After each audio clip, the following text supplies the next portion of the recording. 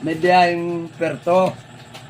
Ngayon, yung biyaheng Perto ay naplatan doon sa walang kabahay-bahay. Ay di, ngayon sabi niya, paano may taas ang gulong na rin? Wala malaan din yung mayroon man ng jack. 4 wheels ang dala tayo, 4 wheels. 4 wheels. 4 wheels ang dala. Ay di ngayon ay, isa kaya di mo kapanghiram ng jack. Biglang dumaan ngayon yung mga yan. Sabi ng mga yan, anong problema mo kuya? Ay wala malaan din yung mayroon man ng jack. Wala malaan kabahay-bahay din eh. Ay meron sa amin ng jack. Kaya malayo, yung puntok pang yun. Eh, kahit na malayo, basta permin na lang niyo ako ng jack, ay meron kuya, pumasama kahit.